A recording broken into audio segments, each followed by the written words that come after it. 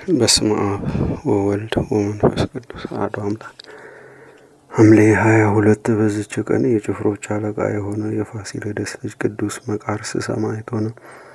ይህንንም ቅዱስ አማልክትን እርሱን እንደማያመልክ በንጉሥ ዲዮቅልጥያኖስ ዘንድ ወነጀሉት። ንጉሥም ወደ እስክንድርያ ወሰደው፣ በዚያም እንዲያሰቃዩ ታዘዘ። እርሱም ወላጆቹን በተሰናበታቸው ጊዜ ለድሆችና ለችግረኞች እንዲያስቡ አደራ አላቸው። ከዚህም በኋላ ወጥቶ ሄደ። ክብር ይግባውና ጌታችን ክርስቶስም ተገልጾለት አጽናናው፣ የሚደርስበትንም ነገረው። ወደ እስክንድርያ ከተማም በደረሰ ጊዜ በመኮንን ህርማኖስ ፊት ቆመ። መኮንንም የጭፍሮች አለቃ የፋሲለደስ ልጅ እንደሆነ አውቆ ብዙ አባበለው፣ ለመነውም። እርሱ ግን አልሰማውም፣ ከመልካም ምክሩም አልተመለሰም። ከዚህም በኋላ ሰውነቱ እስከምትቀልጥ ድረስ ታላቅ ስቃይን አሰቃየው።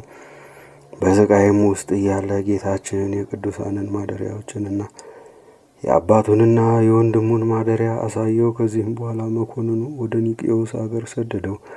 በዚያም ታላቅ ስቃይን አሰቃዩት። ምላሱንና ክንዱን ቆረጡት።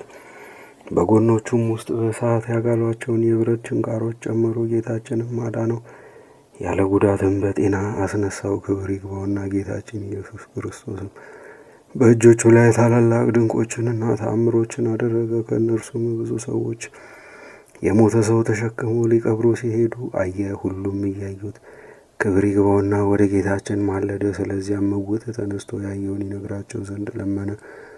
ወዲያውኑም ያ ምውት ተነስቶ ለኢየሱስ ክርስቶስ እውነተኛ አምላክና የሁሉ ጌታ እንደሆነ ተናገረ። ይህንንም ድንቅ ተአምር አይተው ብዙ አሕዛብ ክብር ይግባውና በጌታችን ኢየሱስ ክርስቶስ አመኑ። መኮንኑም ተቆጥቶ ያመኑትን ራሳቸውን አስቆረጠ። ሰማዕታትም ሆነው የሰማዕታትን አክሊል ተቀበሉ። በዚያም የእንዴናው ገዥ አርያኖስ ነበረ። በተመለሰ ጊዜም ቅዱስ መቃርስን ከእርሱ ጋር ወስደው ወደ ሀገረ ሰጥኑፍም በደረሰ ጊዜ መርከቢቱ ቆመች፣ የማትንቀሳቀስም ሆነች። እነሆ ጌታችንም ለእርሱ ተገልጦ ተጋድሎን በዚያ እንደሚፈጽም ነገረው። ከዚህም በኋላ ራሱን በሰይፍ ቆረጦ የሰማዕትነትንም አክሊል በመንግሥተ ሰማያት ተቀበለ። ቆስጠንጢኖስም በነገሰ ጊዜ የጣዖታትን ቤቶች እንዲዘጉ አብያተ ክርስቲያናትንም እንዲከፍቱ አዘዘ። ያን ጊዜም ስሙ አውሎጊስ የሚባል ምዕመን መኮንን አብያተ ክርስቲያናትን ሊሰራ ጀመረ። ቅዱስ መቃርስም ተገለጠለትና ሥጋው ያለበትን ነገረው። መኮንኑም ወደ አመለከተው ቦታ ሄዶ የቅዱስ መቃርዮስን ሥጋ አገኘ። ከዚያም ወሰደው።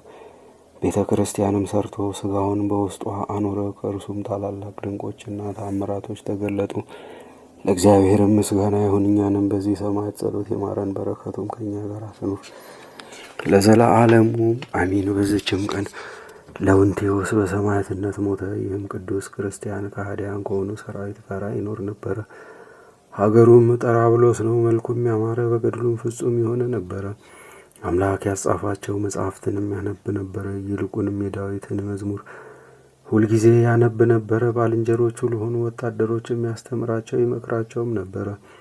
እግዚአብሔርንም እንዲፈሩ ያስገነዝባቸው ነበረ። የማይጠቅሙ የረከሱ የአማልክትንም ሸክም ከትከሻችሁ ጣሉ ይላቸው ነበረ። ከስህተትም ተመልሰው ክብር ይግባውና በጌታችን ያመኑ አሉ። ከእነርሱም ወደ መኮንኑ ሄደው ለውንቴዎስ አማልክትን አቃለላቸው። ሰማይና ምድርን በውስጣቸውም ያለውን ሁሉ የፈጠረ ክርስቶስ ነው ይላል ብለው የከሰሱት አሉ። መኮንኑም በሰማ ጊዜ ወደ እርሱ አስቀርቦ ጠየቀው።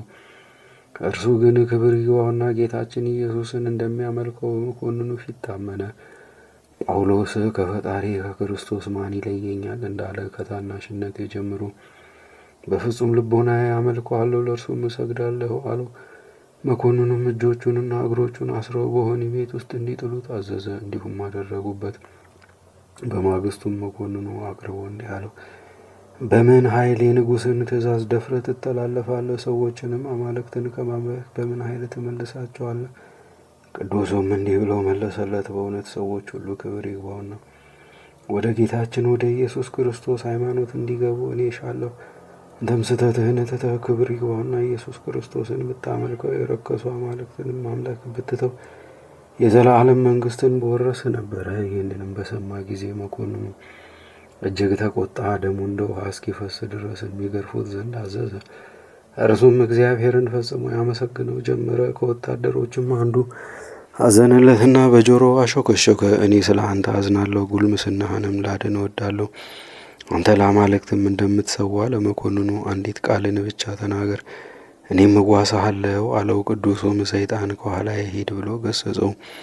መኮንኑም ጭካኔውን አይተው ስጋው እስከሚቆራረጥ ደሙም እንደ ውሃ በምድር ላይ እስኪፈስ ድረስ ስቃዩን እጥፍ ድርብ አደረገበት። ከዚህም በኋላ በውሃ እንዲዘፍቁት በእግሩም እንዲጎትቱትና በወህኒ ቤት እንዲጥሉት አዘዘ። በዚያም ነፍሱን አሳለፈ፣ ገድሉንም ፈጸመ።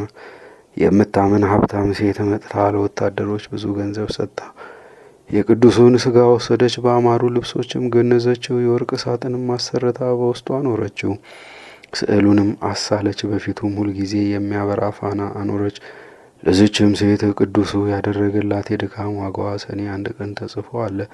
ለእግዚአብሔር ምስጋና ይሁን፣ እኛንም በዚህ ቅዱስ ጸሎት ይማረን፣ በረከቱም ከእኛ ጋር ትኑር ለዘላለሙም አሜን። በዚችም ቀን የቅዱስ መርካሎስ መታሰቢያው ነው። በረከቱም ከእኛ ጋር ትኑር ለዘላለሙም አሜን።